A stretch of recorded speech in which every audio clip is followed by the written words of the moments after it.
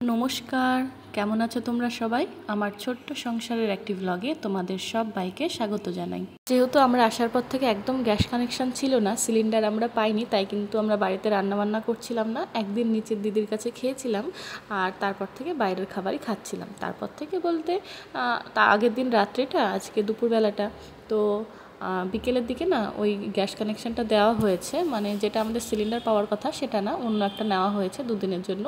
তো যাই হোক, দুপুরে কিন্তু বিকেলে কিন্তু অল্প একটুখানি রান্না করা হয়েছিল, তো সেই সব খাবার দাবার আছে। আর এখন কিন্তু সন্ধ্যাবেলা, অনেক দিন হলো সিঙ্গাড়া খাইনি, বাড়ি এসে থেকে কিন্তু সিঙ্গাড়া খাওয়া হয়নি, তাই হাজব্যান্ডকে বলেছিলাম একটু সিঙ্গাড়া নিয়ে আসতে। আর এখান থেকে বাজার এত কাছে, মানে 2 মিনিট লাগবে যেতে। সিঙ্গাড়া তো আনাই হয়েছে, তো হাজব্যান্ড বলে একটু চা করে দাও। আর চা চিনি কিন্তু আনা হয়নি বাড়ি থেকে, আমরা একেবারেই ভুলে গেছি।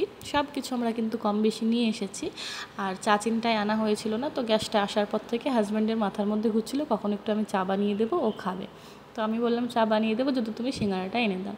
তো ওইদিকে সিঙ্গাড়াও এনেছে, তার সঙ্গে কিন্তু চা চিনিটাও নিয়ে চলে এসেছে।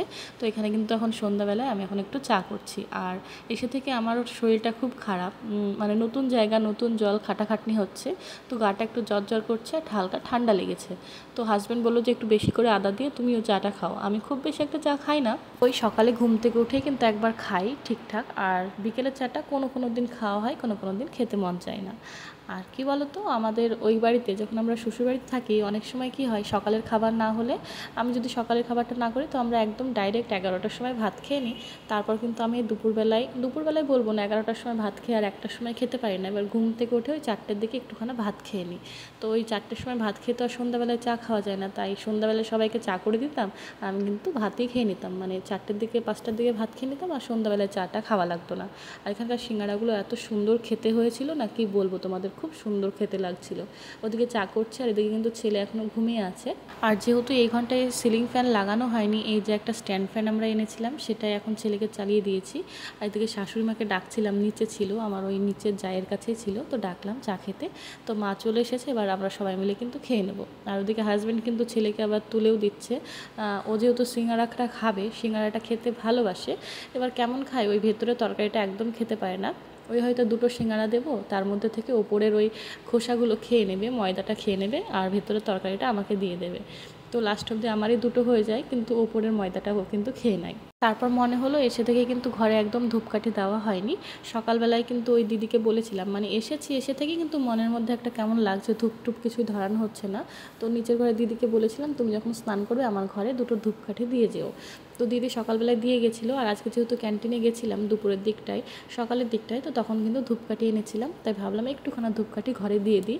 নতুন ঘর তো বন্ধ হয়ে পড়েছিল, কেমন একটা স্মেল হয়ে যায়। এবার ধূপকাঠি বা ধূপ ধরালে না খুব সুন্দর গন্ধ হয়। দেখো বাইরে বেশ অনেকটা অন্ধকার হয়ে গেছে, আর ওই যে একটা পাশের বাড়িতে লাইট জ্বলছে।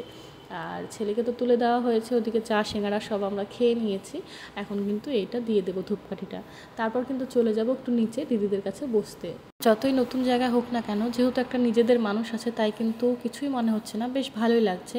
এই সন্ধ্যাবেলায় ওই যে এখন দেখছো ওই যে বাইরেটা, তো আমরা যেহেতু ওপরে থাকি, ওপরে এইটুকুই বেলকনি, কিন্তু নিচে ছোট্ট একটা উঠোন আছে। তো উঠোনের সামনেটায় আমার দিদিরা থাকে, মানে আমার যারা থাকে, তো ওখানে সন্ধ্যাবেলায় গতকালকেও আমরা বসেছিলাম, তো আজকেও কিন্তু যাব, দিদি বসে আছে নিচে ডাকছে। তো ওখানে গিয়ে 1-1.5 ঘন্টা আমরা ওখানে গল্প টল্প করে তারপর আসবো। ছেলেকে তো এসে থেকে পড়াতে বসানো হয়নি, সোমবার থেকে ও স্কুলটা স্টার্ট হবে, তো তার আগে থেকে কিন্তু পড়তে বসাতে হবে। আর তার থেকে বড় কাজ কিন্তু একটা আছে, সেটা হলো ছেলের বইগুলোতে মলাট লাগাতে হবে। তাও আবার অনেক রকম কালার দেওয়া আছে, কোন বইয়ে কোন মলাটগুলো লাগাতে হবে সেটা কিন্তু দেখে নিতে হবে। তো সেই টেনশনটা মাথার মধ্যে আছে, ওটা কিন্তু রবিবারের দিন সন্ধ্যাবেলায় বসে বসে করে নেব। আর এই যে এখন হচ্ছে সন্ধ্যাবেলা, এখন রাত্রিবেলা হয়ে গেছে, আমরা নিচ থেকে উপরে চলে এসেছি। তো দুপুরে কিছু তরকারি আছে, তাই মাকে বললাম আর কিছু রান্না করো না, একটুখানি ভাতের মধ্যে সেদ্ধ দাও, তাহলেই হয়ে যাবে। যেহেতু সিঙ্গাড়া চা খেয়েছে, আর কিন্তু কারোর কোনো খিদে নেই। আর আমাদের যেহেতু গ্রামে বাড়ি, আমাদের শ্বশুরমশাই কিন্তু আসার সময় বেশ অনেক সবজি দিয়ে পাঠিয়েছে, যেমন আমাদের গাছের কাঁঠাল, সেটা তরকারি খাওয়ার জন্য, তারপর মোচা, তারপর থোড়, পেঁপে, পটলের লতা সব কিছু কিন্তু ফ্রিজে আমরা স্টোর করে নিয়েছি। আর নিচের ঘরে দিদিকে কিছু দিয়ে এসেছি, আর আমাদের বাড়ির যে ওনার সেই আন্টিকে কিন্তু কিছুটা দিয়ে এসেছি। তো সব মিলেই বেশ অনেক সবজি টবজি আছে। এবার সেই সব সবজিগুলো না তাড়াতাড়ি খেয়ে নিতে হয়, নাহলে নষ্ট হয়ে যাবে। তো দুপুরবেলায় কিন্তু মা ওই থোর পেঁপের তরকারি, ডাল, পাঁপড় ভাজা এইসবই করেছিল। তো সেই সব তরকারি সব বেঁচেই গেছে। তো এখানে একটুখানা পেঁপে সেদ্ধ আর পটল সেদ্ধ দিয়ে দেবো। বাজার থেকে আলু আনা হয়নি, আর বাড়ি থেকে সব কিছু আনলেও আলুটা কিন্তু আমরা আনতে ভুলে গেছি।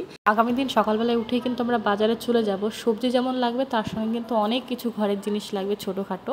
মানে এতদিন বাড়ি থেকে আসার সময় কিন্তু বুঝতে পারিনি কী কী লাগবে, কিন্তু এখানে আসার পর যখন সেট করছি জিনিসপত্র তখন বোঝা যাচ্ছে কোনটা কোনটা লাগবে।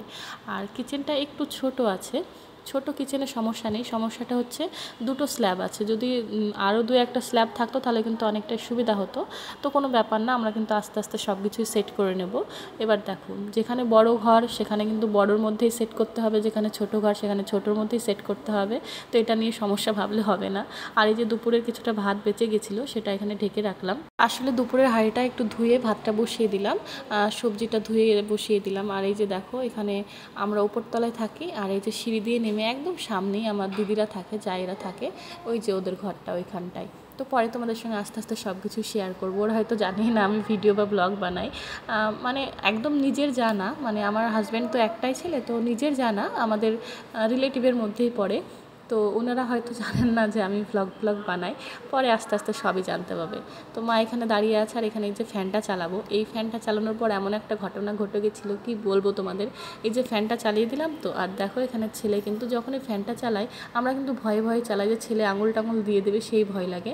আর যখনই ফ্যানটা চালায় তখনই কিন্তু ছেলের একটা বদমাইশি শুরু হয়ে যায়। দেখো এখানেও হা করে কিন্তু বাতাসটা খেয়ে নিচ্ছে। আর ওর হাতে দেখছো পিঙ্ক কালারের একটা কিন্তু ডি আছে, প্লাস্টিকের ডি।